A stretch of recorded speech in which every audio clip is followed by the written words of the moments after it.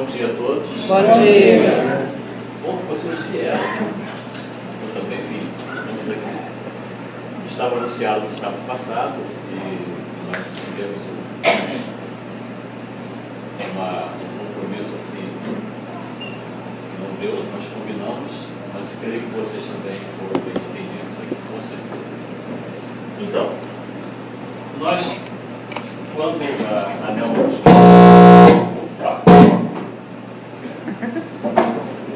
convidou para vir aqui conversar com vocês, nós sugerimos, por se tratar do mês de outubro, sugerimos falar sobre os 160 anos do Livro dos Espíritos. Quem já leu o Livro dos Espíritos? Todo? Quem lê todo dia? Ok, obrigado pela sinceridade de vocês. Né? Toda semana. Uma vez estando em Uberaba, lá com o Chico Xavier, ouvi quando perguntaram a ele como é que devíamos ler ou estudar o Livro dos Espíritos. Né? Então o Chico ele nunca respondia diretamente, até mesmo por respeito à alma humana, para que não ofendesse ninguém, nem parecesse qualquer julgamento. Né? Aí o Chico contou uma historinha. Falou que quando ele começou a estudar o Livro dos Espíritos, Emmanuel, o mentor espiritual dele, recomendou que ele teria que estudar o Livro dos Espíritos para que pudesse preparar o terreno, o campo, para que outras informações científicas, filosóficas, cunho ético-moral, que consta no Livro dos Espíritos, tivesse condições de aos poucos ir entrando. Porque nós, quando vamos plantar alguma coisa, precisamos adubar o canteiro, não é isso? A gente, quando faz uma jardinagem, a primeira preocupação nossa não é chegar lá e botar sementes, é ver em que lugar que vamos botar essas sementes. Preparar o canteiro, botar o adubo, colocar a semente, esperando, regando. Então ele disse para o Chico, leia o Livro dos Espíritos. E o Chico então leu o Livro dos Espíritos numa semana e pouco. Aí ficou aguardando. Emmanuel não disse mais nada. Um dia ele pergunta para Emmanuel de novo, olha só, já li o Livro dos Espíritos, já estou pronto?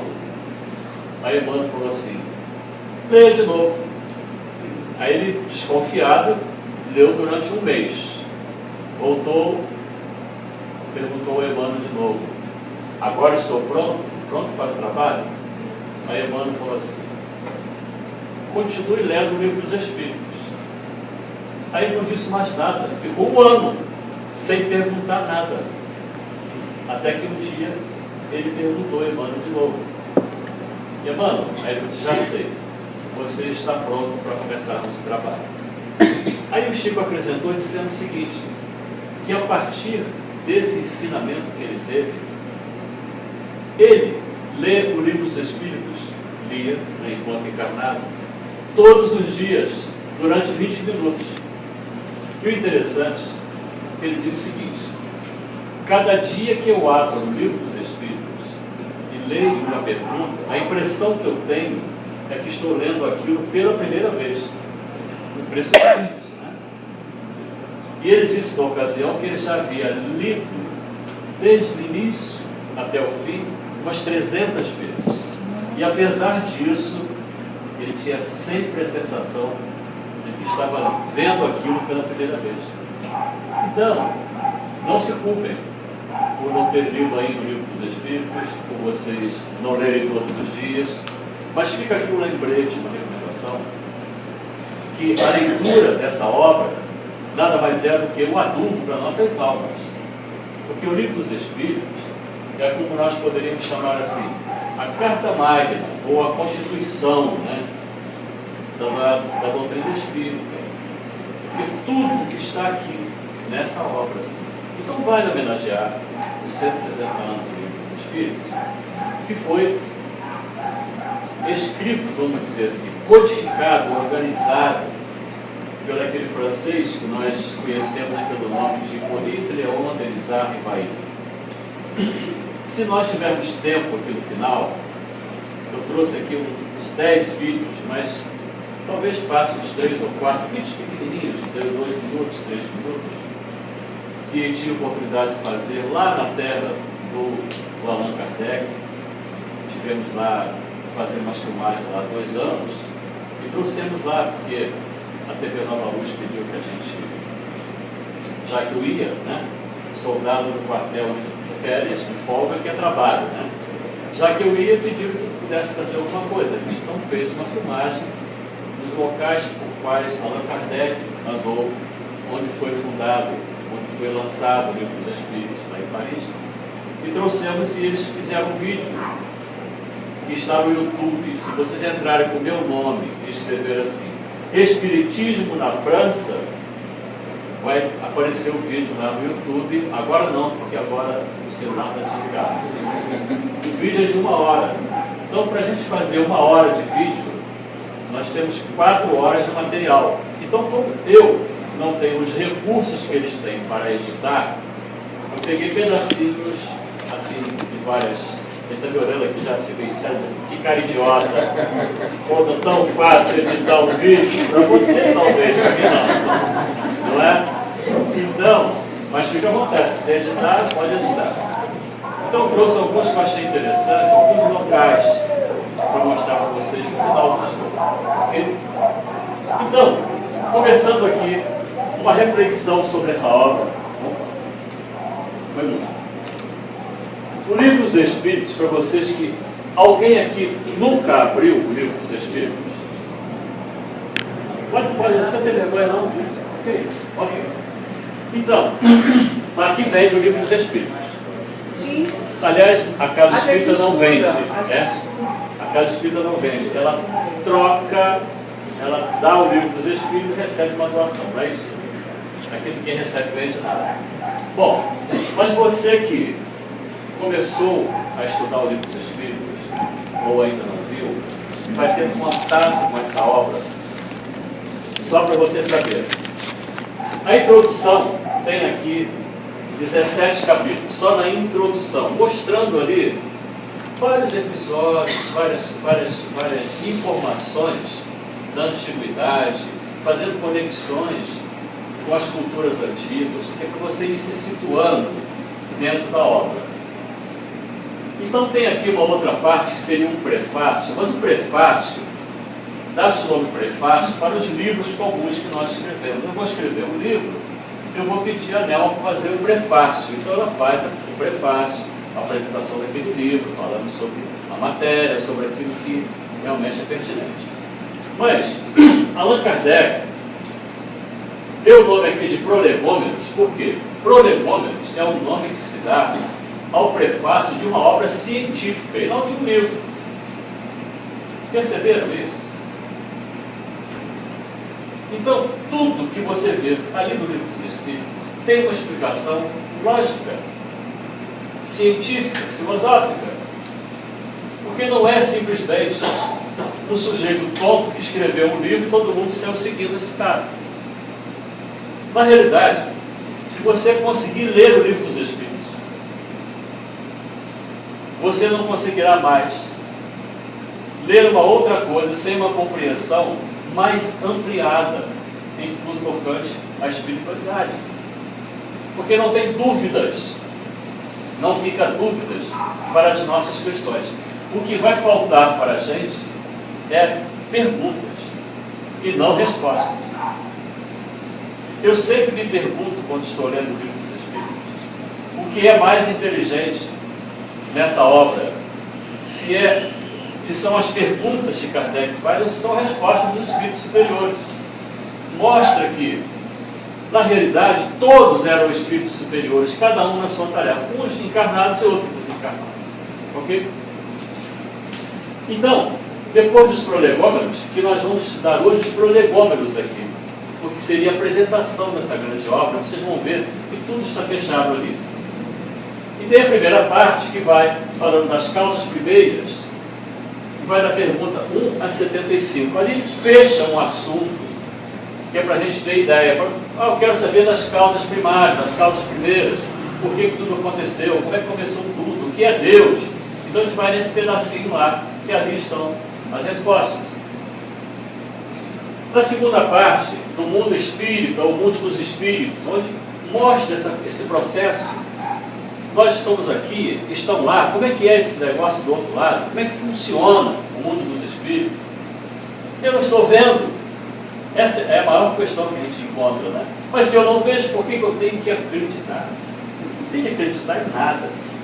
Porque acreditando ou não acreditando, as coisas estão independentes da sua vontade, de credibilidade, de crença ou não. Nós estamos dentro desse contexto. Então, essa segunda parte aqui fala sobre o mundo espírita, o mundo dos espíritos, da questão 7b a 613. Na terceira parte, estudamos então as leis morais.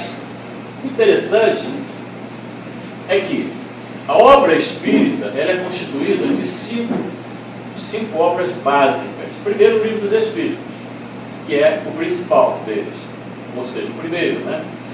Depois, Allan Kardec foi ampliando os estudos e de cada parte desse, ele foi desenvolvendo o assunto junto com os espíritos superiores, claro.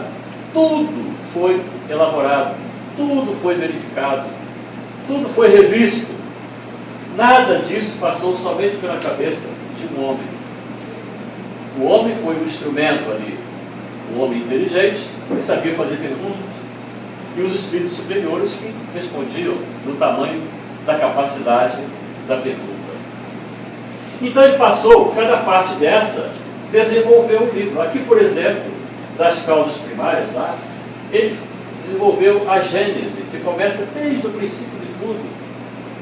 E depois, aqui, nós estamos falando das leis morais, foi quando ele desenvolve o Evangelho segundo o Espiritismo, que ele começa a desenvolver as questões focadas nas parábolas, focadas nos textos no Novo Testamento, que Jesus trazia o quê? As questões ético-morais, a consequência moral disso tudo. Na quarta parte ele fala então das esperanças e consolações. Ele fala do mundo futuro, ele fala daquilo que, qual é a razão disso tudo, a que isso aqui tudo nos leva? Do que adianta isso aqui tudo? As nossas esperanças estão focadas em quê?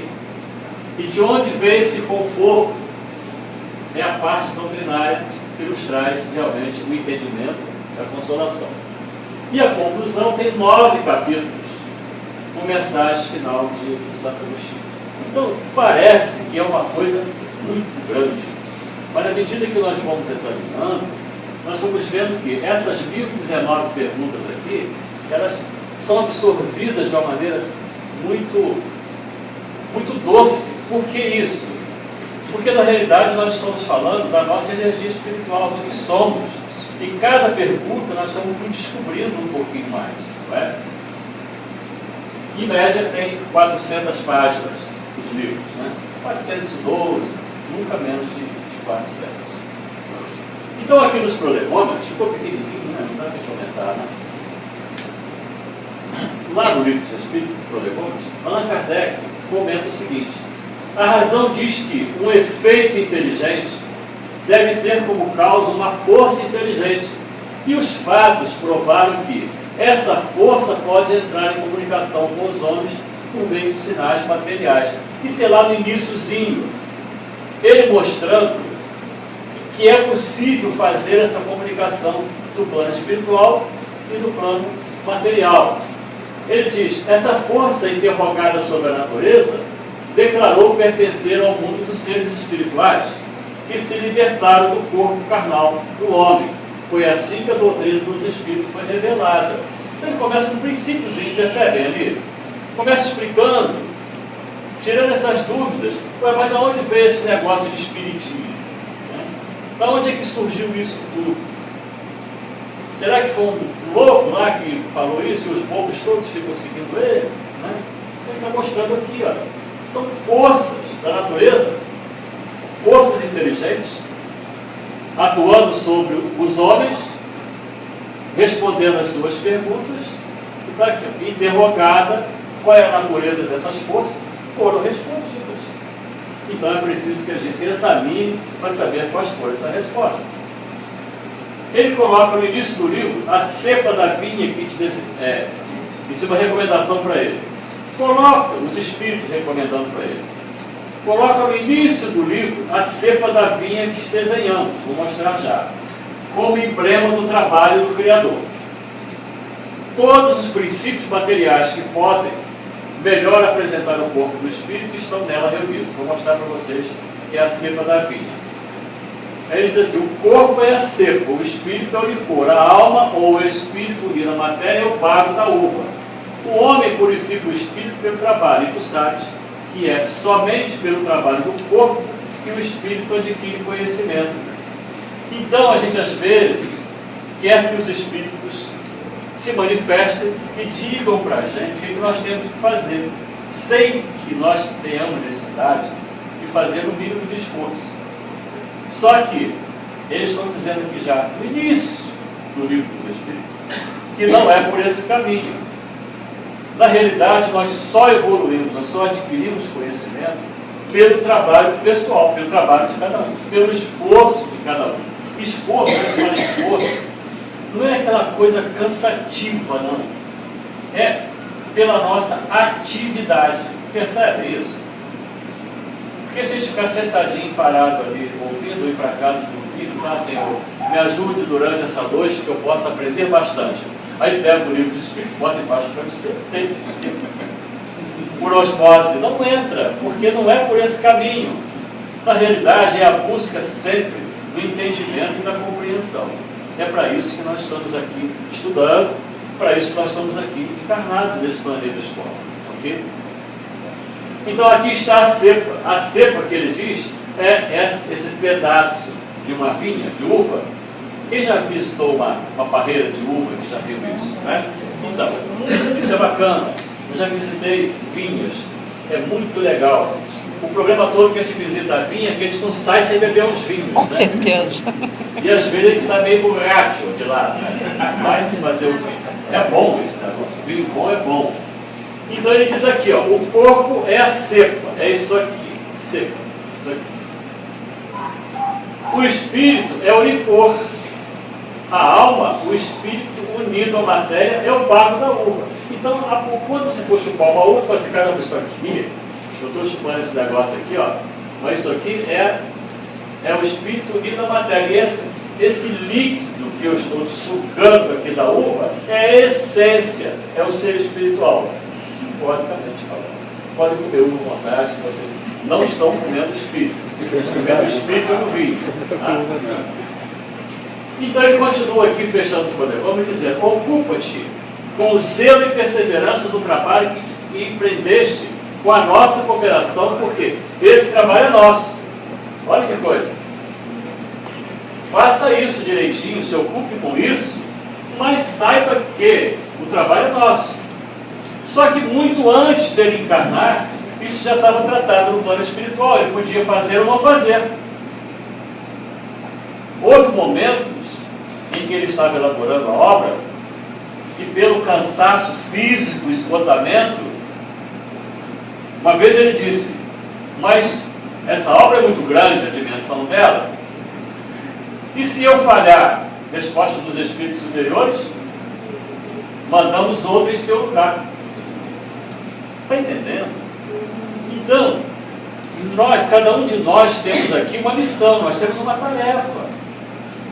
Enquanto nós não descobrimos, nós sofremos depressão, nós ficamos mal, nós ficamos irritadiços, sentimos aquela sensação de menos-valia, achamos que nós não somos pessoas importantes. Tudo isso é a nossa cabeça, porque nós não definimos a nossa missão. A nossa missão não significa ser o herói, sejamos o herói de nós mesmos. Percebem isso? Não importa o tamanho da sua atividade, da sua profissão, daquilo que você faz, da sua família, não importa o tamanho dos problemas que você tem na sua família, não importa isso. Você é um missionário ali dentro.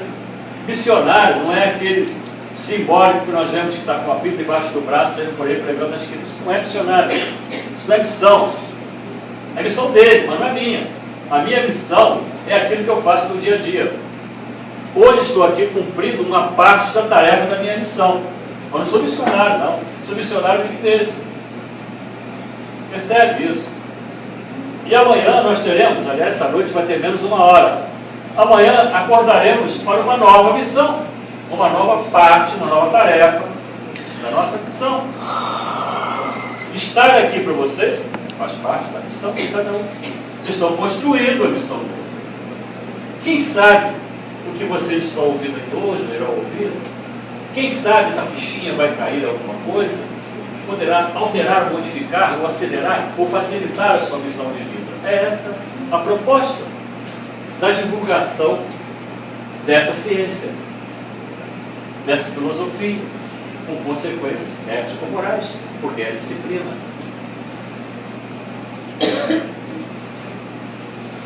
Ele diz lá, nele, ou seja, nesse trabalho, pusemos as bases do novo edifício que se eleva e deve um dia reunir todos os homens no mesmo sentimento de amor e da caridade. Olha lá. Então os espíritos já sabiam o que eles estavam fazendo. A gente fica interrogando, mas como é que vai ser o fim disso? Como é que vai ser o fim disso? Eu duvido se alguém não está aqui falando assim. Como é que vai ser o fim dessa palestra dele? Será que vai dar tempo de passar o vídeo? Ah, eu queria ver o vídeo, esse cara fica falando. Eu quero ver filmezinho. Por quê? Eu sei disso. Aí quando acaba o filme, fala assim, mas era só isso. É. Desculpa, pode repetir? Não, aí acaba o filme e o pessoal pensa assim, mas era só isso. Era só isso, né? Mas para outros fala assim, puxa, é mais do que eu imaginei. Não é? Depende da percepção e da recepção de cada um. É muito interessante isso. É muito simbólico isso. Eu ia falar uma coisa, mas eu vou lembrar. Vou repetir aqui. Dele pusemos as bases do edifício, reunir os homens no mesmo sentimento de amor e de caridade. Mas antes de o publicarmos, eles falando sobre o livro. Nós o reveremos em conjunto, a fim de verificar todos os seus detalhes. Olha que coisa impressionante. Vamos passar tudo, vamos te ajudar, vamos acompanhar você nesse processo. Mas não edite nada sem o nosso aval. É os espíritos superiores falando para ele. Então nada que foi escrito, nada que foi publicado foi sem o aval, ou seja, o consentimento dos amigos espirituais. Mais recomendação. Lembra-te que os bons espíritos somente assistem os que servem a Deus, com humildade e desinteresse, e repudiam todo aquele que procura o caminho do céu, um degrau para conquistar as coisas da terra. Eles se distanciam dos orgulhosos e ambiciosos. Olha quanta coisa ele está dizendo aqui nesse pedacinho, nesse trechinho só. Os espíritos superiores assistem de perto aqueles que estão a agradar a Deus, não é uma figura. Agradar é entrar nessa vibração, dessa energia de humildade, desinteresse. E olha o que ele fala aqui. E não aqueles que fazem um degrau para conquistar as coisas da terra. Ou seja, vou fazer bastante palestra espírita, porque as pessoas me conhecem, vão me conhecendo, e vão me contratando meus serviços, porque é a forma que eu tenho para divulgar o meu trabalho, é fazer palestra espírita. Eu posso pensar assim, ninguém vai me impedir de pensar assim. Mas eu vou ter umas derrubadas aí. Por quê? Não é para isso. Então nós estamos aqui divulgando uma obra que não nos pertence. Estamos participando de um trabalho que não somos nós os responsáveis por ele. Ou seja, não somos nós os donos desse trabalho. Porque essa casa espírita, esse núcleo existe enquanto estiver em harmonia com o trabalho que a espiritualidade estiver sendo respeitada. No momento que não estiver sendo mais, podem acreditar que vai mudar de interesse. Ou mudará de pessoas. Porque o trabalho não nos pertence. Não é isso? Não. Ela sabe muito bem disso.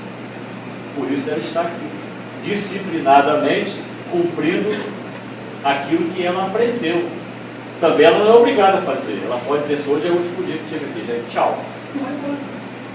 É um direito que ela tem. Então o que diz os espíritos superiores para Kardec? Se você desistir, enviaremos outro em seu lugar. Outra pessoa certamente substituirá. Ok? O orgulho e a ambição serão sempre uma barreira entre os homens e Deus. São um véu lançado sobre a claridade celeste. E Deus não pode se servir do cego para fazer compreender a luz. Muito claro isso, dispensa até comentário. Então aqui eu listei o nome de todos os espíritos superiores que vocês devem conhecer, que ditaram e deram todo o suporte a essa obra. São João Evangelista. Quem lembra de João Evangelista? Aquele apóstolo João, o Evangelista. Santo Agostinho. Quem lembra de Santo Agostinho? Quem sabe que existiu Santo Agostinho? Eu. São Vicente de Paulo. São Luís, o Espírito de Verdade. O Espírito de Verdade aqui, talvez, é o menos conhecido de todos, que não sejam espíritas. Por quê? Esse Espírito que assinou como Espírito da Verdade, segundo Allan Kardec, essa assinatura do Espírito de Verdade era o próprio Cristo. Vocês podem falar o que vocês quiserem por aí. E o expositor lá falou que Jesus assinou o Espiritismo. Então o Espiritismo não é obra do diabo, mas não. Porque se Jesus assinou, ele concorda. E Jesus estuda o Espiritismo. Porque na realidade Jesus não está nem aí para as seitas religiosas. Jesus não veio criar seita religiosa. Jesus não veio fundar religião. Jesus veio trazer o amor. Quem quiser vir após mim, pegue sua cruz e siga-me. Siga-me nos preceitos ético-morais, naquilo que ele está trazendo, na mensagem. Siga aquilo. Não é seguir o homem. Matar o sujeito lá na cruz. Mas os ensinamentos dele perduram. E cada vez aumentam mais o número de cristãos no mundo. Cristãos, aqueles que seguem os ensinamentos do Cristo. Então, o Espírito de Verdade é a assinatura segundo os Espíritos superiores de Jesus. Não sou eu que vou discutir isso. Jamais vou discutir uma questão dessa. Chegar alguém e falar assim, prova. Eu digo, provar o quê? Um cafezinho? Eu tomo sem açúcar. Não vou provar nada. E nem precisa de provar, de prova. Sócrates, Platão, Fénelon, Franklin, Swedenborg e outros espíritos que colaboraram com a obra. Estamos no primeiro slide ainda. Nós temos 20 slides. Eu acho que vocês vão demorar um pouquinho mais hoje. Então, recolhemos algumas perguntas e respostas para vocês terem assim um aperitivo dessa obra. Então, lá na terceira parte, quando fala da lei de justiça, de amor e de caridade, está se falando tanta injustiça ultimamente, né? Não é verdade? Estão até exagerando demais essa coisa, dessas informações, porque só passam essa informação de justiça, de investigação, e depois resolve lá por conta deles, e a gente não conhece nem quantos advogados nós temos aqui hoje. Nenhum. Está vendo só? Então, a nossa cabeça está tão preocupada com essa coisa. Todos os rádios, as estações de rádio, jornal, tudo só noticia isso. Mas eu entendo também que é uma necessidade das pessoas começarem a pensar um pouco nisso. Nada acontece por acaso, não é verdade? Então, se nós estamos tendo aí essa massificação de informação, de corrupção, de prisão, de investigação, é para a gente despertar se nós devemos tomar partido, ou lado, ou qualquer coisa, ou pensar em nós mesmos. Porque a gente às vezes joga pedra, mas não sabemos nem por que estamos jogando pedra. É igual um time de futebol. Por que você torce essa camisa sua da seleção argentina? Né? Por que? Não me responde não, você respondeu. Mas por que ele está aqui com essa seleção da Argentina? Será que é porque a Argentina classificou, porque não ia para a Copa e o Messi, Santo Messi, foi lá e fez 3 gols? Pode ser. Mas pode ser que ele tenha uma profunda simpatia pelos irmãos, como eu tenho. Já fui tantas vezes a Buenos Aires, fui mais a Buenos Aires do que a São Paulo. Mas outros torcem sem saber nem por que está torcendo. Alguns times brasileiros A criancinha está lá pequenininha, o cara já vai lá e enfia a camisa dele. E mostra aquelas fotinhas, foto de 1 ano de aniversário. Bota o clube todo ali. Isso é coisa do pai. Não tem nada a ver com a criança. E o pequenininho cresce. E aí dele se disser para o pai, eu não guardo esse tipo. Não ganha presente, Deus pai da criança, não ganha nada, não ganha nem material escolar. Você percebe?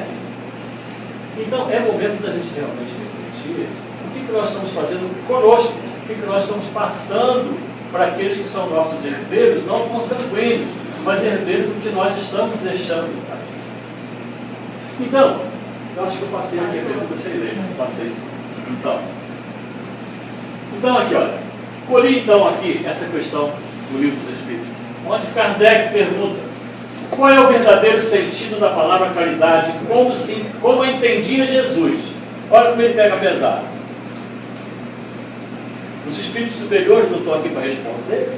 Então eu quero saber o sentido da caridade, mas como Jesus entendia. Não como você entende, você entende. Eu quero saber como Jesus entendia. Olha a pergunta dele.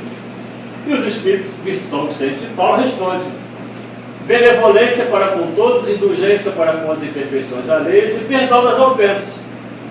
Na própria prece que fizemos aqui hoje, tem o perdão, pedimos o perdão. Perdoar as nossas ofensas ou as nossas dívidas, que dá no mesmo.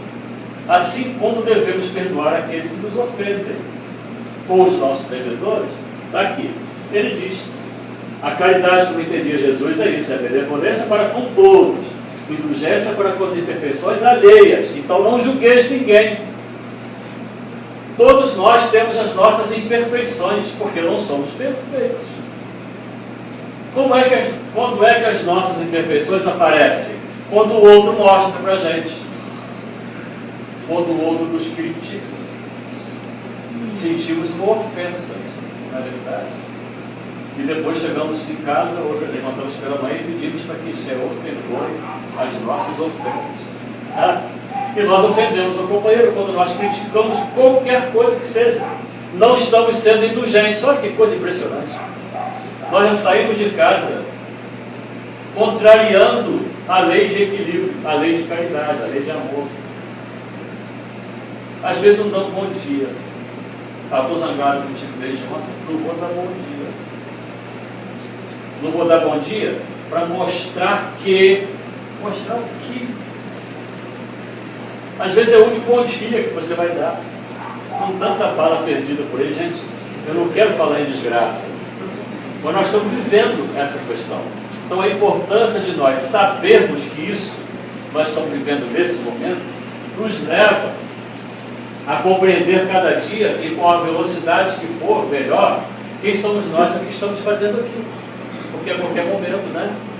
Essa viagem por aqui pode pegar o trem de volta. Vamos pegar o trem de volta. Mas sabendo pelo menos o que nós viemos fazer por aqui. O amor e a caridade são um complemento da lei de justiça, porque amar ao próximo é fazer todo o bem que está ao nosso alcance e que gostaríamos que fosse feito a nós mesmos. Tal é o sentido da palavra de Jesus: amai-vos uns aos outros como irmãos. E tem uma questão quando Jesus fala de irmão, que a gente às vezes contesta, a pessoa às vezes questiona e fala assim: por que tem uma passagem do Evangelho do Novo Testamento? Jesus estava lá com os discípulos e alguém chegou e falou assim: tua mãe chegou aí, tua mãe e teus irmãos. Aí ele diz: quem é minha mãe e quem são meus irmãos? Minha mãe e meus irmãos são aqueles que fazem a vontade de Deus, ou que seguem a vontade de Deus. Ele não estava dizendo renegando a mãe, renegando os irmãos, mas ele estava mostrando que aqueles irmãos dele, vocês conheceram algum irmão de Jesus no Novo Testamento? Os caras queriam tombar ele de qualquer maneira, queriam usar ele para benefício próprio. Ele tinha irmãos, mas ninguém fala dos irmãos de Jesus. O que Jesus quis dizer ali é que os irmãos afins eram aqueles que estavam ali com ele comungando da mesma fé, do mesmo sentimento, da mesma vontade. Daí ficou essa questão de no cristianismo as pessoas se chamarem de irmãos. Alguns exageram, né? O irmão. não exagero. Mas a irmandade significa uma sintonia de energia, todos em busca de um mesmo objetivo. Então, ali que ele quis falar sobre essa questão de amar uns aos outros como irmãos, irmãos, irmãos, irmãos no acesso, irmãos na vibração, irmãos no propósito, e não necessariamente irmão consanguíneo, né? Porque muitos inimigos vêm na consanguinidade. Aí ele insiste aqui perguntando: e o que pensar da esmola? Eu pulei a pergunta, tá? Não é mesmo, não é a sequência. Aí responde aqui São Vicente de Paulo: a verdadeira caridade é sempre boa e benevolente, ela está mais no gesto que no fato. Lembrai-vos também que a ostentação aos olhos de Deus tira o mérito do favor. Ou seja, eu vou perguntar aqui para ela: Nela, está precisando de algum dinheiro aqui no centro?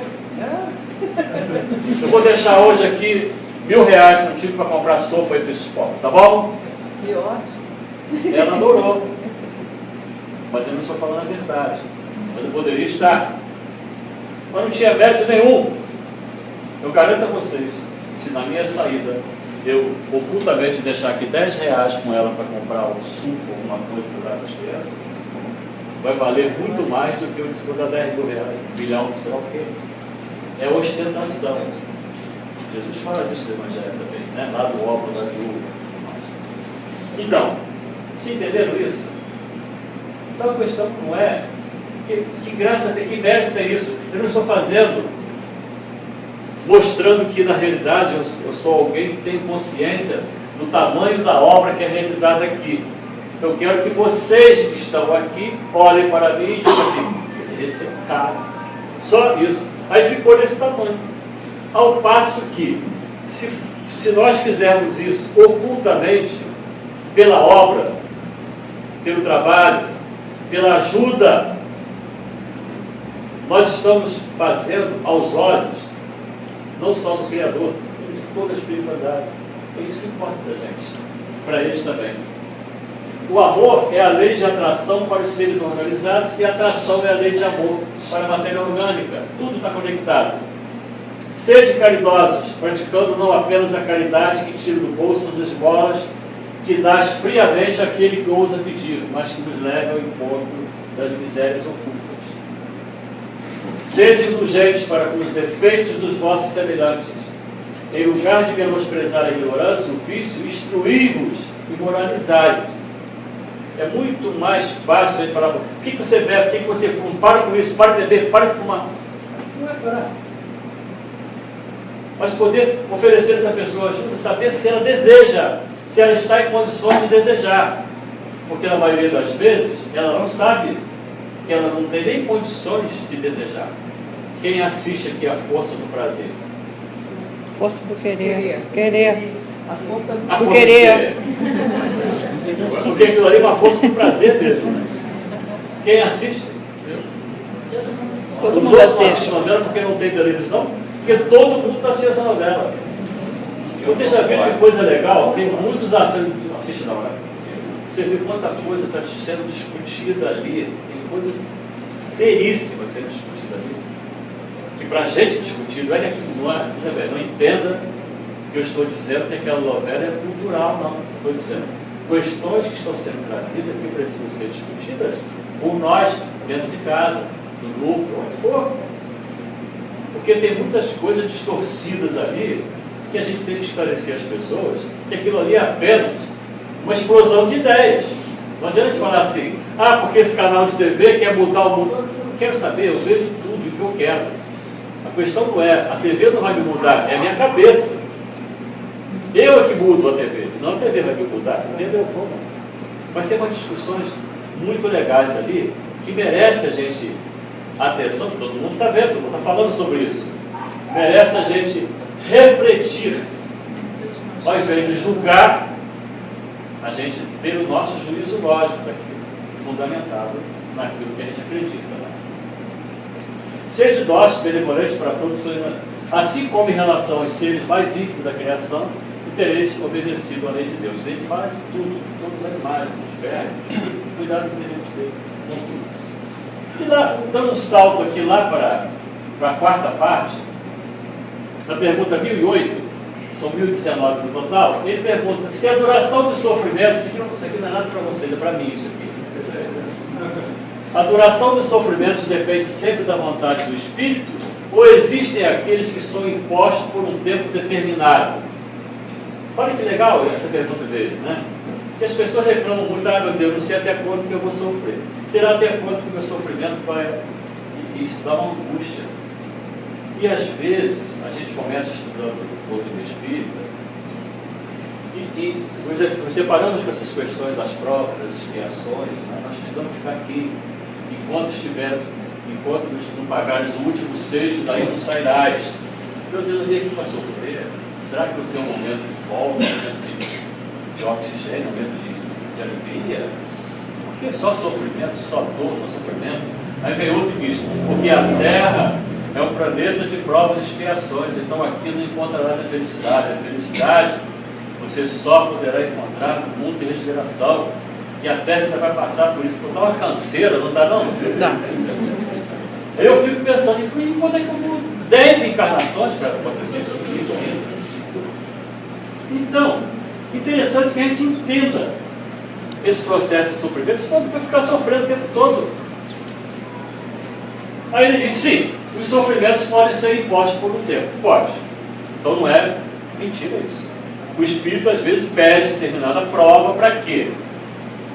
Porque ele, reconhecendo que antes ele reincidiu tanto naquela mesma questão, que ele sabe que somente através da encarnação ele pode filtrar aquilo, e ele pede uma prova mais aguda dentro do suporte dele para ele passar. Então pode pedir? Pode sim. Mas Deus, que deseja apenas o bem de suas criaturas, sempre acolhe o arrependimento.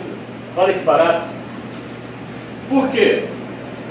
Acolhe o arrependimento. Quando você se arrepende, o desejo de se melhorar nunca é inútil. Ou seja, enquanto eu estou lamentando porque estou sofrendo, eu estou parado numa faixa vibratória ali. Mas quando eu me arrependo daquelas situações todas que porventura eu esteja em prova com ela, eu mudo a minha faixa vibratória, eu mudo a minha frequência, que é a responsabilidade minha de fazer. Na pergunta seguinte ele diz, segundo esse entendimento, as penas impostas não seriam jamais pela eternidade, ou seja, sofrimento eterno. Aí ele diz, interrogai vosso bom senso, a vossa razão, perguntai-vos se uma condenação perpétua por causa de alguns momentos de erro não seria a negação da vontade de Deus. Que Deus é esse que pode condenar alguém perpetuamente? O que passa pela cabeça de uma pessoa quando recebe uma condenação perpétua significa inferno, de infinito, o jeito não vai ter mais perdão. O que ele deve pensar? Né? Aí então ele diz, que Deus é esse? O que é, de fato, a duração da vida, mesmo de 100 anos, em relação a uma eternidade? Compreendeis bem essa palavra? Sofrimentos, torturas sem fim, sem esperança, por algumas faltas, vossa razão não rejeita semelhante pensamento? É compreensível que os antigos tenham visto o Senhor do Universo um Deus terrível, ciumento, vingativo, porque eles brigavam, matavam em nome de Deus, né? Os seus deuses, os politeísmos.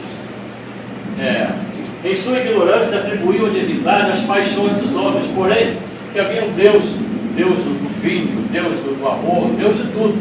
Então, se o sujeito era infeliz no amor, era o Deus do amor que era o responsável por aquilo. Porém, esse não é o Deus que o Cristo revelou, que coloca como virtudes primordiais o amor, a caridade, a misericórdia e o esquecimento das ofensas. Poderia ele próprio não ter as qualidades das quais faz o dever? Então, como é que Deus pode fazer isso? Se ele tivesse essas qualidades, né? Ele diz, não há contradição em atribuir ao Criador a bondade infinita e a vingança também infinita.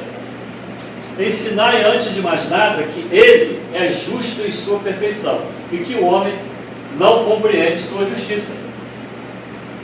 Mas a justiça não exclui a bondade, que ele não seria bom se condenasse aos mais horríveis e perpétuos sofrimentos a maior parte de suas criaturas. Teria o direito de fazer da justiça uma obrigação para seus filhos, se não lhes tivesse dado o meio de compreendê-la, porque é muito difícil, eu encontro dificuldade em explicar para uma mãe que um filho seu na adolescência enveredou-se nas drogas, ou que um filho seu na adolescência, ou para a mãe, em qualquer idade, foi morto num assalto, uma bala perdida. Não eu que falo, mas tem que falar disso. Eu tenho dificuldade de chegar para aquela mãe e explicar para ela, para confortá-la. Porque eu tenho filho, eu tenho neto, eu fico imaginando, se fosse o meu neto, se fosse a minha filha, minhas filhas ou meus netos, e alguém viesse com essa conversinha para cima de mim, como é que eu me sentiria? Então eu tenho dificuldade. Mas, quando eu foco no conhecimento da doutrina espírita, abre-se um novo horizonte para o entendimento e a compreensão. Aí eu entendo a vida. E se eu entendi, fica menos difícil para mim confortar o coração daquela mãe. Sem mentir para ela. Sem dizer para ela que aquele filho está no paraíso. Que você pode fazer prece e rezar que seu filho vai te ajudar. Isso é a pior coisa que nós podemos dizer para alguém. Isso não pactua com o pensamento doutrinário. Mas podemos dizer para aquela mãe que a dor que ela está sentindo agora tem uma razão de ser. Porque nada acontece sem uma razão lógica de ser. O que pode estar acontecendo é que nós não estamos entendendo o processo. Mas um dia entenderemos. E todos que se separam nesse momento aqui na Terra, enquanto corpo físico, todos nós vamos nos separar. Vamos nos reencontrar mais adiante pela afinidade. Porque tanto o ódio quanto o amor aproxima. A gente fica pensando que o ódio afasta, não. O ódio aproxima cada vez mais as pessoas da razão direta do mal que um fez para o outro. Porque isso tem que ser filtrado. Então dizer para aquela mãe que aquele filho que desencarnou em tenra idade estava ali certamente cumprindo parte da sua vida de encarnado, que certamente foi tolhida no outro momento por ele mesmo, não só pelo suicídio, mas talvez teve uma morte violenta, buscou alguma coisa e precisava de cumprir essa etapa no corpo físico para filtrar no seu corpo ali o que faltava. Essa mãe vai ficar meio bolada e vai dizer, mas se ele estiver dizendo a verdade, importante que lancemos também a dúvida para que ela busque suas respostas na questão espiritual. Agora, se a pessoa não acredita em Deus ou uma força maior, fica mais difícil ainda de dizer. Não adianta a gente abrir o livro e ler a página para ela, isso não adianta. É coração no coração, a pessoa que está ali sofrendo a perda precisa receber a consolação e o conforto da nossa energia. E as palavras como simbolizando aquilo que eu estou querendo passar. Porque senão ficam palavras vazias, repetidas, decoradas. E um coração de mãe não está decorado, ele está condecorado com as benesses da maternidade, do amor filial. Aí alguém, só para atazanar, fala assim, e aquelas mães que abandonam os filhos na porta de alguém? A mãe será quem vai cuidar daquele, entendeu? A gente entende isso também. A outra pariu, mas a mãe vai ser quem vai dar os cuidados. Isso é outro assunto, né? Aliás, a sublimidade da justiça unida à bondade está em fazer com que a duração do sofrimento dependa dos esforços que o transgressor faça para se melhorar. Então, olha, se eu estou sofrendo, para que eu melhore vai depender do tamanho do esforço que eu fizer. Aí está a verdade das palavras, a cada um segundo as suas obras. Então, não existe milagre nem mistério nisso. Se eu quero me melhorar, eu preciso fazer alguma coisa. E estudar para que bote adubo na minha mente, para que eu possa entender melhor a minha vida, a situação, as coisas, eu já estou começando a me melhorar. Cumprimentar aquela pessoa que há muito tempo não cumprimento, estou começando a melhorar. Dar um abraço fraterno numa pessoa que eu nunca abracei, eu posso estar quebrando um paradigma, quebrando um modelo, não do outro, de mim mesmo. Fazer uma prece para alguém que eu odiei ou senti alguma aversão, eu estou começando a melhorar. A primeira sai embolada. Se eu olhar para o José, para ver se ele não me perturba mais, sai bem embolada. Mas se você continua insistindo, daqui a pouco você já relaxa e diz: Senhor, olha para o José, ele já me causou tanto mal. Se o José se pode aqui, tá? Então, diante dele, permita que ele possa claramente ver, para que não faça as outras pessoas sofrerem, como fez a mim, e por aí fora vai. Mas precisamos começar. Se a gente não começar, a gente não fará em momento algum. E continuamos aqui no auge do nosso orgulho, da nossa vaidade, do nosso egoísmo. Por aí. Essa aqui é de Santo Agostinho. Tá? Eu selecionei essas que os Espíritos assinaram. E aqui tem 4 assinaturas também dos Espíritos, a mesma questão. Um deles do Adenage, que tem uma única mensagem no Evangelho. E ele responde aqui, olha: pobres ovelhas desgarradas, sabei pressentir junto a vós o bom pastor, que longe de vos querer banir para sempre a presença, vem ele mesmo ao vosso encontro para vos conduzir ao aprisco. Ele faz aqui a metáfora da ovelha. Filhos pródigos, abandonai vosso exílio voluntário, voltai vossos passos para a morada paterna. O Pai vos estende os braços e mantém-se sempre pronto para festejar vosso retorno à família. Aí vem Platão e diz, Platão filósofo: humanidade, humanidade, não mergulheis, pois, mais de teus melancólicos olhares na profundeza da terra, para ir procurar castigos. Chora, espera, espie, refugia-te no pensamento de um Deus intimamente bom, absolutamente poderoso e essencialmente justo. Então, chega de choro-melas.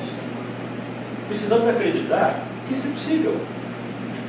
Pode ser que tudo aquilo que nós estejamos passando hoje, que não seja legal para a gente, é porque nós estamos nessa faixa, não conseguimos sair dela, porque acreditamos que viemos sim para sofrer. Mas quando nós começamos a mudar isso, entendendo que nós somos filhos do amor, somos filhos da luz, e é para a luz que nós estamos nos voltando, nós mudamos a faixa vibratória. Mudamos a faixa vibratória. Posso fazer aqui uma dinâmica para mudar a faixa vibratória aqui da Assembleia? Vocês querem mudar a faixa vibratória de vocês aqui agora? Sim. Querem? Uhum. Vocês estão em dúvida, né? Vocês estão felizes Sim. com a faixa vibratória que estão. Vocês querem ver uma coisa legal? Onde você está sentado, bota lá o pezinho no chão para ficar. Se você puder botar a bolsa do lado ou no chão, agora você tem bolsa. Então, olha só. Sentadinho como você está, mas também eu vou pedir a vocês. Você pediu para desligar o celular, mas ela está sempre ligada o tempo todo. Olha só, eu só sou Eu filho. peguei ela. Eu também estou com o meu ligado aqui. Eu vou pedir a você que feche os seus olhos. Não é coisa muito profunda, não.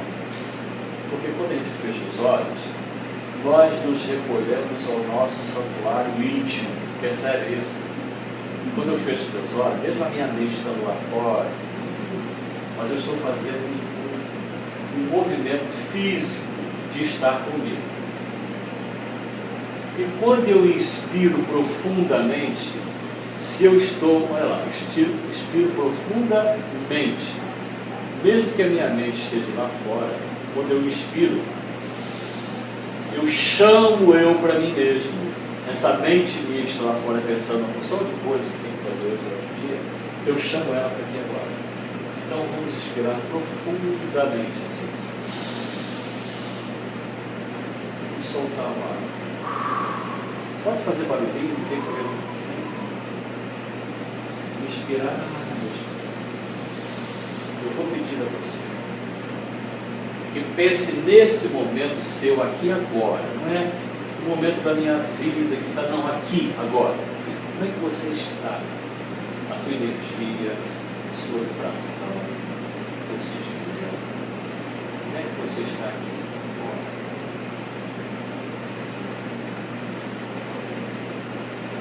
Pense no seu corpo, energia física mesmo, da cabeça dos pés.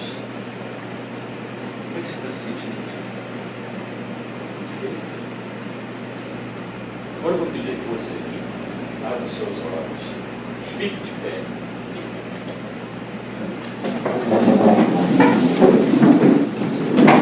E dê um abraço nessa pessoa do lado, mas antes você vai olhar nos olhos dela e desejar abraçá-la. Você vai dar um abraço na pessoa da tua esquerda. Ok? Olha, tem uma da esquerda. Ok? Não, mas ele vai abraçar você da esquerda. Ele vai abraçar você da esquerda. Aí, então, você abraçou? Vem cá. Ok? Quem é que ficou sem abraço? Quem ficou sem abraço? Ninguém? Eu fiquei sem abraço. Então, como é que vocês se acham? Como é que vocês estão? Eu vi gente se abraçando aqui, dando abraço de político. Eu vi gente abraçando assim. É assim. Eu com você. Alguns abraçaram pedindo assim. Abraçar e chacoalhando. É claro que nós estamos aqui na fraternidade. Mas eu gosto quando eu dou um abraço, eu dou um abraço mesmo para a pessoa. Isso que eu falei. Olhe para a pessoa, deseje abraçá-lo. Que enquanto você está olhando a pessoa, desejando abraçá-lo, a sua energia está passando. E é essa distância que nós estamos, por menor que seja a nossa aura, nós estamos dentro dela. Nós estamos um na aura do outro. E se a gente ficar bastante tempo aqui olhando no outro, a gente vai descobrir o que o outro está pensando também. Por isso que as pessoas olham no olho. E descobre mesmo. Entendeu? Por isso, enquanto o nosso pensamento for ali, a gente desvia o olhar. É natural de fazer isso. Fuga. Então, um abraço deve ser um abraço. E quando a gente cruza assim, como eu fiz com o Carlos aqui, olha, o nosso coração está um em cima do outro. E a gente, quando a gente abraça, pode chegar perto, e a gente respira, aquela respiração que você respira, e quando a gente tiver coragem e quando soltar assim, para fazer aquele barulhinho, é 20 segundos, no máximo 15 segundos, um abraço hiper gostoso que a gente dá. Nós estamos trocando energia. Aí alguém fala assim, pô, os caras para abraçar minha mulher para fazer.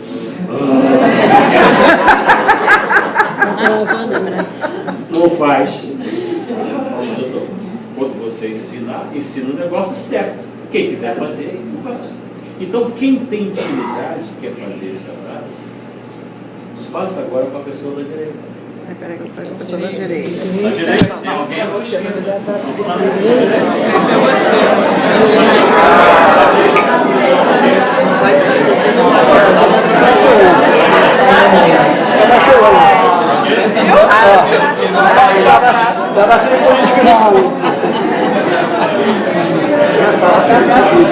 Alto de paz. Aquela barriga tapada, a barriga dele é tapada, por favor.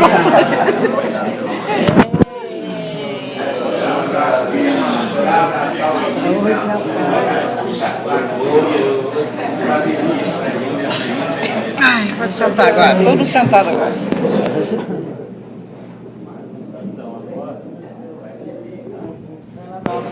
Pode sentar não. Pode.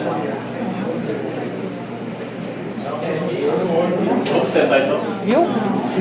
Tem problema. Eu quero que você me diga sinceramente. Agora, de olho fechado. Se aí você vai conseguir fechar. Como é que está a tua energia interna? Você responder. Só sinta a diferença, se houve diferença. Se ela está mais leve ou mais pesada. Se ela está mais suave, mais branda, se ela está menos suportável. Ok? Agora você pode ver. O companheiro ali quer dar um. Alguém acompanha ele ou alguém pode ser uma coisa contrária? Eu peguei a energia pesada do lado. Seu nome? Rose. Pois não, Rose. Me sentindo leve. Pessoal da mesa. Não, é que eu peguei a energia pesada dele. Eu dou um abraço assim? É porque ele me abraça cada barriga. Então, quer dizer, não deu para ele dar um abraço fraterno. Você abraça com o coração. A barriga. Mas não foi de bonitinho, não. Perceberam isso, gente? Então, nós somos capazes de mudar a nossa energia. É isso que eu quis dizer para você. Nós somos capazes de mudar o mundo com a nossa energia. Vocês já imaginaram se de hoje em diante, todos os dias, você conseguir manter essa energia que você está com ela até agora? Mas aqui é assim, quando a gente chega aqui na porta, a gente já recebe esse abraço de todo mundo. O abraço daqui é sempre carinhoso, é sempre aconchegante. Bom, sempre quando você chega aqui, esse é o abraço de todo mundo. E quando você sai dali para fora, é onde você De vive. algumas pessoas a gente encontra, os amigos. Isso. Agora é claro, tem algumas que você cumprimenta, mas não Claro. são daqui, são as Entendo. pessoas lá de fora. Mas o manter a energia, depende do A gente local onde continua nós vamos então, buscar a respondendo. energia.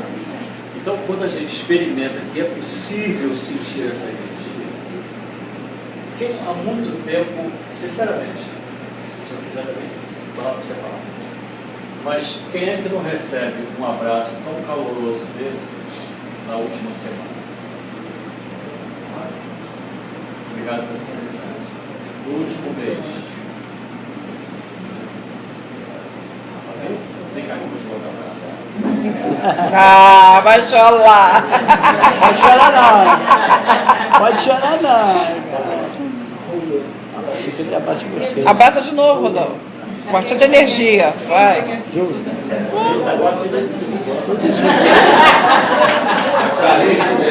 Ele está carente. Ele tá carente. Vai lá, abraça mais.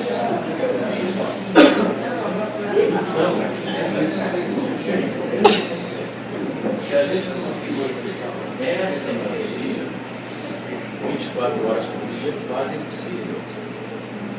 Mas quando a gente lembrar que existe essa faixa vibratória, eu posso acessá-la, ficar na outra faixa é uma questão de escolha. Ninguém vai te negar um abraço. Um mês sem abraçar, nós perdemos o hábito. Eu abraço alguém todo dia. O carro está ouvindo, sabe o quê? Uma pesquisa que saiu. O brasileiro é o que leva mais tempo na internet, nas redes sociais. Cerca de 650 horas por mês na internet. Tinham pensado nisso? Ah, mas na internet, eu trabalho na internet. Ok. Mas nós estamos nas redes sociais 650 horas por mês. Foi o tema da nossa palestra na semana passada. Foi? Não fico, não. Apresentou essa pesquisa? Não tem nem tempo, gente. Apresentou essa pesquisa? Foi de manhã. Então, o que nós estamos fazendo com isso? Né? O que nós estamos fazendo? Está errado? Errado nunca. Eu, quando estudava lá no ginásio, tal, eu pesquisava, vocês lembram como é que a gente pesquisava? Biblioteca com livros, fazer trabalho em grupo. Quem lembra da Barça? Não, isso não é do meu tempo, não. Livrões enormes, e a gente ficava ali pesquisando, cansado, dava sono, dormia, tornava coisa em cima do livro. Agora vai no público tudo. Então, pois não. Nessa época a interação social era maior, porque eu, por exemplo, ia com as minhas amigas para estudar, então nós estávamos juntas. Hoje não, cada um estuda no seu computador em casa sozinho. Sabe? Os trabalhos de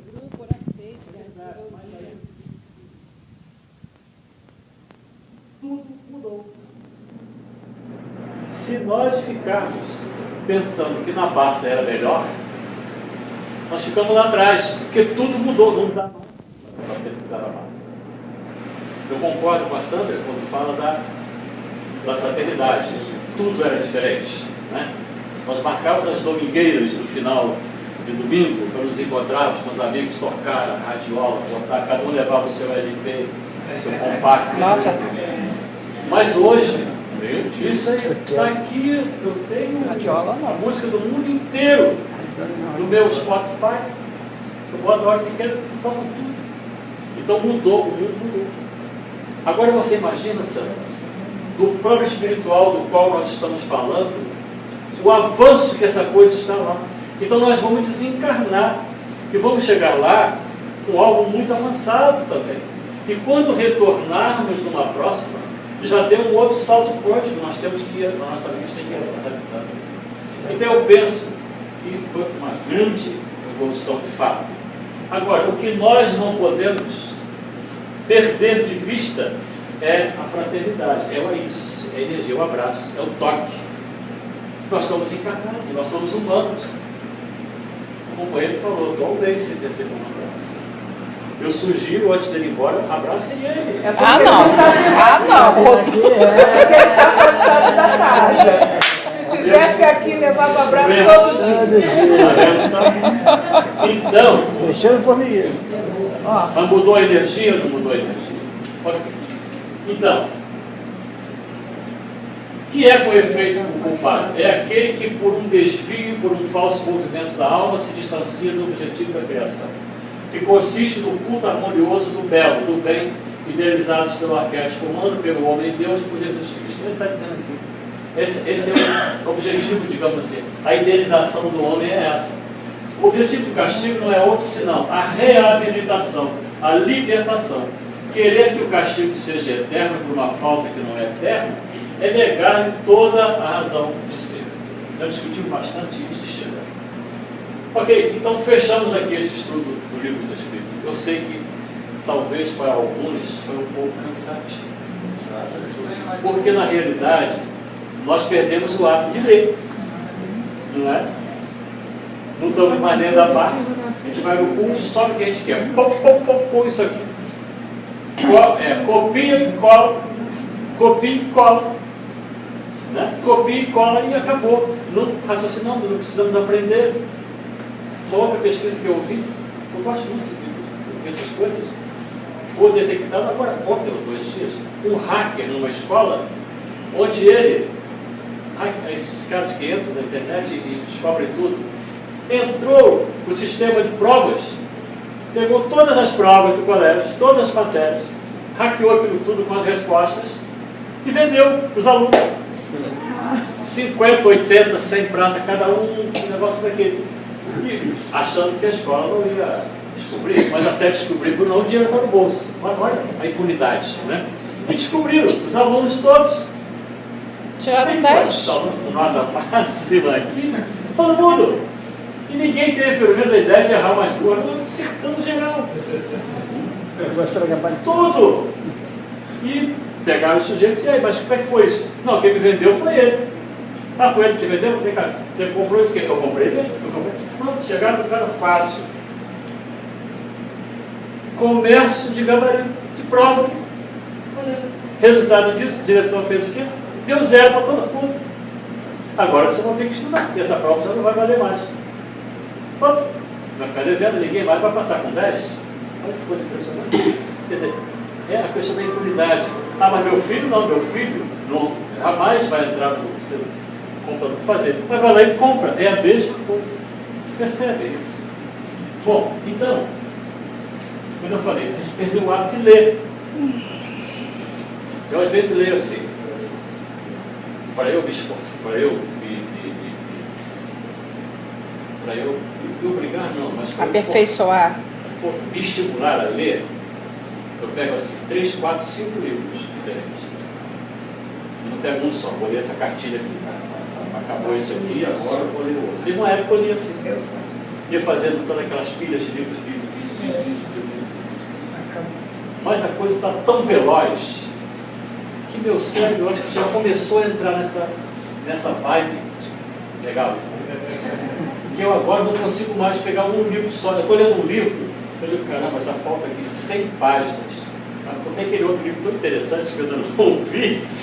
Aí eu vou fazendo aqueles, eu vou lendo, até de assuntos diferentes. E, olha, é uma sensação muito gostosa. É bom a gente saber que tem muita coisa para fazer. Então a minha hora vazia acaba sendo preenchida. Mas mesmo assim, eu vou lá para a rede social também. Eu mando mensagem para você, de vez em quando. Eu vou lá e vi os caras que são muito bons. Eu já nem leio mais as mensagens dele. O dia que pedir o SOS, ele não vai ter da minha parte, nem abro mais. Então, eu acho que vale isso. Bota mais livros para você ler. Você lê um na parte da manhã, outro meio-dia, então bota um outro que não tem nada a ver, passando na banca, compra outro, e eu acho que é por aí. Por que ficamos tanto lendo texto na rede social? Por que não vamos ler o livro que eu quero ler? Percebe isso? E tem pessoas que botam um texto enorme lá no WhatsApp, que você fica um tempo enorme lendo aquilo. Tem um amigo que fala assim, desculpe, eu só vou ver isso aqui quando virar filme. Ele não aguenta mais ler aquele negócio. Ok? Então, eu trouxe para vocês aqui uns vídeos. Vai dar tempo de passar? Alguns? Quanto tempo, né? Ah, vocês que vão vendo aí. Não, vai não. Se brigarem com a gente, a gente para. Oi? 10 e Se 20. brigarem com a gente lá de dentro, a gente para. Então, olha só. Esses vídeos que eu falei para vocês, a gente fez. Eu comecei desde lá de onde Kardec morava, quando em 1856, 57, onde ele estava elaborando a obra codificando o livro dos Espíritos, até quando ele desencarnou. Mas, não vou passar aquele tempo de 65 anos, não. É só para vocês terem uma ideia. Quando eu botei aqui agora, misturou tudo. Mas eu vou achar aqui, vocês têm um pouquinho de paciência comigo. Esse aqui virou.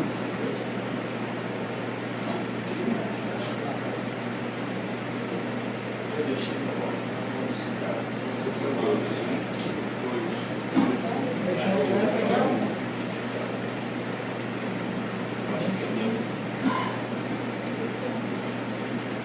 Esse aqui é.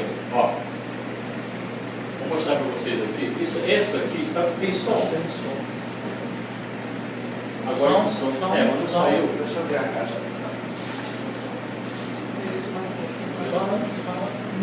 Parece que está no mute. Está no mute. Eu consegui escolher aqui. Foi eu mesmo que fiz. Eu sei o que foi.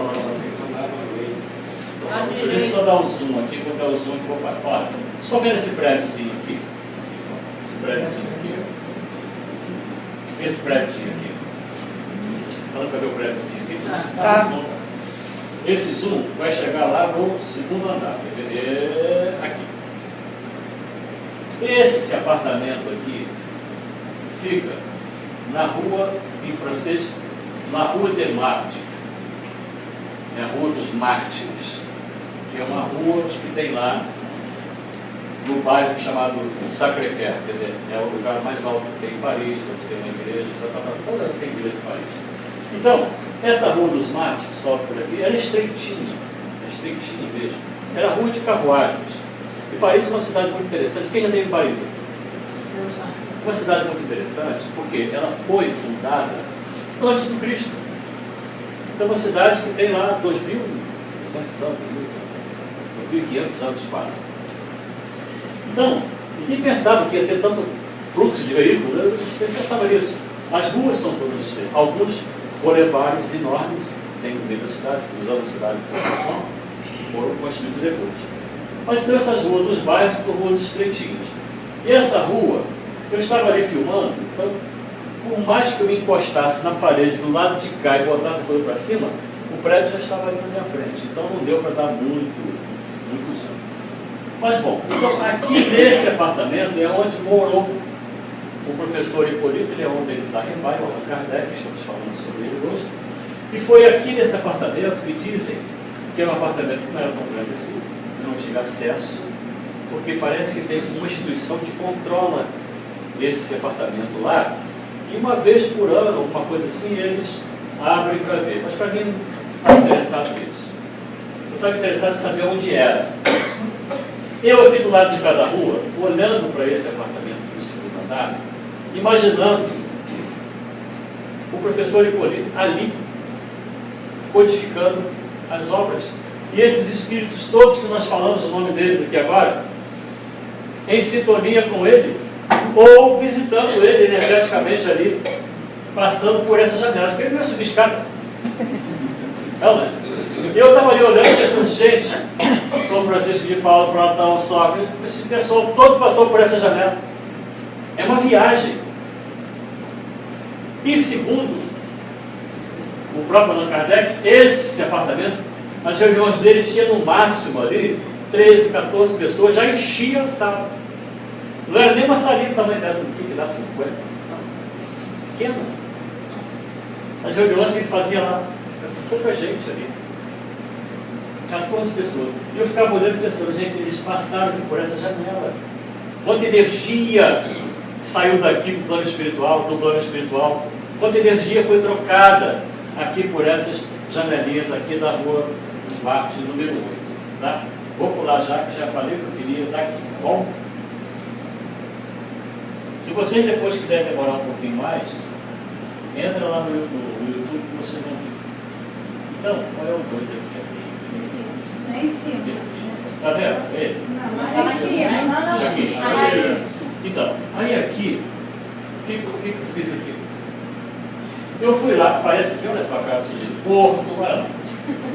gordo, mal arrumado, isso devia ser meio de pouco por aí afora, eu tinha andado o dia todo. Então eu estou ali falando para vocês o seguinte: esse dia foi o dia 18 de abril de 1800 Foi 18 de abril de 2015 que eu fiz essa filmagem. 1800 está bem conservado, né? Eu estava me negociando ali, olha, duro. E eu estava ali sozinho, fazendo tudo. Botava a câmera, botava o tripé, e pegava o microfone lá para trás, falava o negócio todo. E teve um momento ali que eu fiquei até emocionado, que eu falei assim, gente, essa aqui é a galeria onde foi fundada a primeira Associação Parisiense de Estudos Espíritas, por Allan Kardec.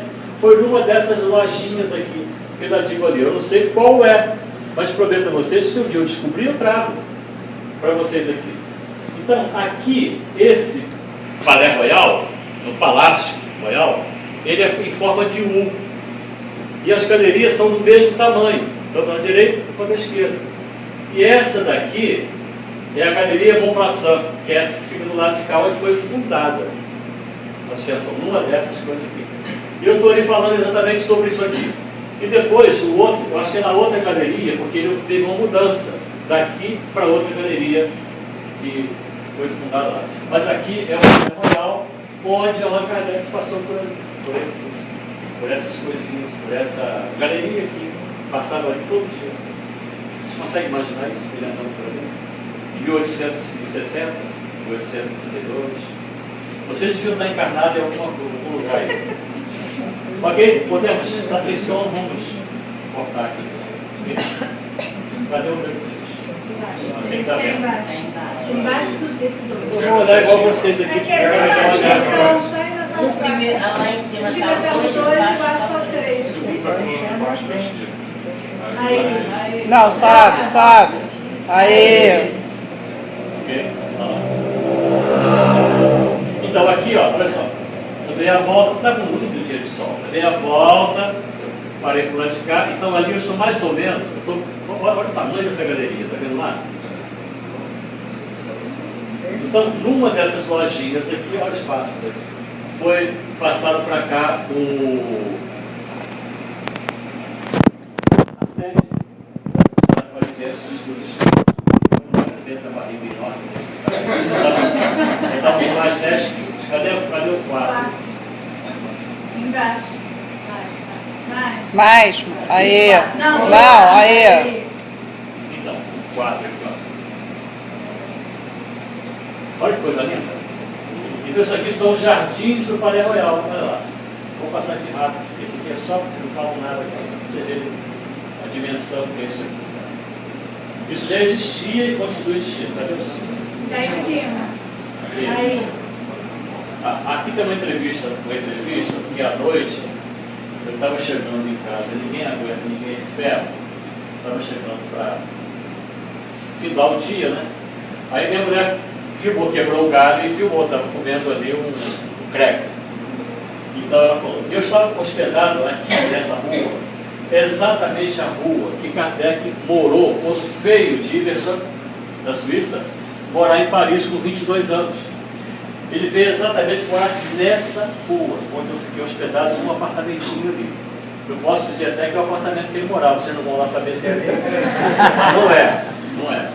Então fiquei hospedado ali, fiquei ali uns 15 dias, e exatamente essa rua que chama-se Rua de la Harpe, ou seja, Rua da Harpa, que fica no bairro cultural de Paris, que é o Quartier Latin, onde tem as universidades e tal. Então no apartamentinho ali, um desses aqui em cima, mostrando, o que eu estou mostrando aqui? Que a arquitetura é a mesma, a rua está do mesmo jeito que Kardec andava ali. Nada foi modificado ali. A única coisa que foi modificada, que eu estou mostrando aqui, eu estava num desses aqui, é o restaurante, mudou ali embaixo, ali, as pessoas andando e tal. Tem hora que eu mostro os carros, quer dizer, os carros modernos, os blocos modernos, isso não havia. Mas certamente, antes, eram as carruagens que passavam por aqui, por essa ruazinha aqui de lá. Mas foi aqui que ele morou, muito antes dessa questão do livro dos Espíritos. Morou com 22 anos, o professor Hipólito Leon, Denizado e vai. Mas chega de olhar o sujeito. Amém. Acabou o tempo? 10 Tá. e meia Então, deixa eu já. botar o que precisa mesmo aqui, ó. Eu estava só enrolando vocês até agora. Quer ver? Isso aqui eu preciso mostrar, tá? Cadê o 7? O 7. Está em cima. Aí. E o 8 não. Em cima. Também está em cima. Aí. Então, lá direto o 8. Olha que coisa interessante. Aqui, opa, não é esse, não é o 7. Aí. Não é esse. É o 6. É o 6.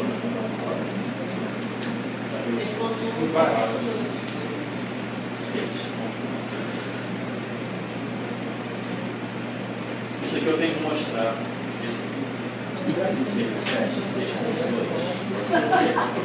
Isso aqui é o túmulo de Kardec, lá no cemitério Père Lachaise, onde todo espírito que vai a Paris, tu foi lá? Todo espírito que vai a Paris, tu foi lá? Todo espírito que vai a Paris vai no Père Lachaise, no túmulo de Kardec. Esse tombe que está ali. É o túmulo mais enfeitado que tem. O cemitério Père Lachaise é um ponto turístico da cidade, onde todas as celebridades francesas estão encarnadas ali. Reis, sepultados ali. Então, esse pessoal todo andando para lá e para cá, porque é um domingo e as pessoas vão, domingo não abre nada em Paris. Então as pessoas vão para os parques e vão para os cemitérios. Nossa, muito Fazer piquenique. Vou fazer o que lá? As pessoas estão ali no cemitério passeando, mas é gigante, é enorme. Tem até praça de piquenique, né? Oi? Tem praça de piquenique lá Não, é também. fantástico isso aqui. É igualzinho. Ir no cemitério é um negócio O muito que eu vou fazer? Eu não vou nem quando eu morro.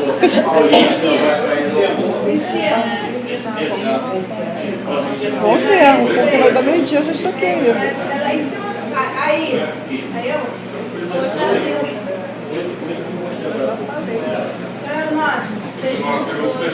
Manda fazer logo a pressa. Eu enquanto um. Mas assim. Quer mostrar? Não, eu quero mostrar. Você vai ser o último, eu quero mostrar o pessoal. Dá para filmar isso. 7, 6, 7. Esse, não. Não, Esse aqui é o endereço, se vocês quiserem lá visitar. Ah, tá bom. Está aqui o endereço, mas não quero falar disso não. É uma outra coisa. Esse aqui pode ser jamais vou deixar eu voltar aqui. Eu acho. Mas olha, é legal isso aqui, fiquem mais um pouquinho. Não é o sério. Eu acho que vocês. Bota logo o vídeo, né? É esse. Olha, vocês vão ver aqui uma coisa simplesmente extraordinária. O tempo todo que eu fiquei ali tentando era ver isso. Porque quando eu estive lá em 98, eu vi cenas assim que você não faz ideia. Um dia só falando disso aqui a gente conta. Mas o que ele está fazendo ali? Ali tem um busto de bronze do Kardec que vocês veem em todas as fotos que tem aí. Só que o ombro esquerdo dele é onde ele está ali passando a mão em cima. Todo mundo que vai lá, espírita, não espírita, vai lá, está ali o busto de Kardec, fica passando a mão e fazendo pedido, entendeu? Então a parte do ombro esquerdo dele brilha. Todo polido. Oi? Todo polido. Polido? Não, brilha. Polido. As pessoas ficam lá passando a mão no ombro dele. Então as pessoas chegam ali, tiram do bolso, pressezinhos e tal, falam, leva a plantinha para casa, traz plantinha para cá. Tem uns que às vezes pega a água da planta, lava o busto, pega o lenço, enxuga, guarda o lenço. Agora, isso é fé? Esse cara vai botar a cara de novo. Isso é fé? Não. É um ritual que eles fazem. Porque na França, Allan Kardec não é o codificador da doutrina espírita. É o homem que fala com os mortos. Olha lá. É o pai do espiritismo e o homem que fala com os mortos. Porque o espiritismo na França, olha que coisa horrível que isso apareceu. No outro vídeo está editado e não aparece não. Então, está falando exatamente desse ritual aqui, porque como ia lá para a televisão, o pessoal não sabia o que estava acontecendo. Aqui vocês sabem. Então, essa pessoa que está ali, esse francês que apareceu ali, está daí, cara. Pode mostrar o francês. O francês que apareceu ali, chato, fica ali. Desculpa, eu não editei, tem que editar, tem que ensinar a editar isso. Sabe aí que eu quero mostrar. Então, ele ficou ali, esse rapaz aqui, ó, fazendo tudo que eu queria que ele fizesse. Porque eu queria ficar lá, fiquei ali 1h30 em volta com a câmera. E não pode se filmar nada lá, é proibido. Olha que coisa. Depois que eu descobri que tudo isso é proibido, olha. Ele vai lá, ele pega a plantinha, ele vai lá, ele volta, ele faz a pressa lá em cima, olha. Pega a plantinha, põe ali, tira do sol, cuida do tubo dele. Antes ele foi lá e fez a reza dele. Não sei o que foi que ele falou, que ele pediu. Alguma coisa. Aí ele foi lá depois, agora arrumou, tá ajeitando e tal. Eu vou pular aqui. Amigo, Pra vocês terem ideia. eu vou ter que encerrar. Oi? Eu vou ter que encerrar, tá? Tá bom, gente? Então, olha, tá pro lado aqui do grupo de Kardec, como vocês foi na França visita. Tinha mais um que era só o fechamento ali que a gente ia dar, mas obrigado pela atenção de vocês. Passando bem.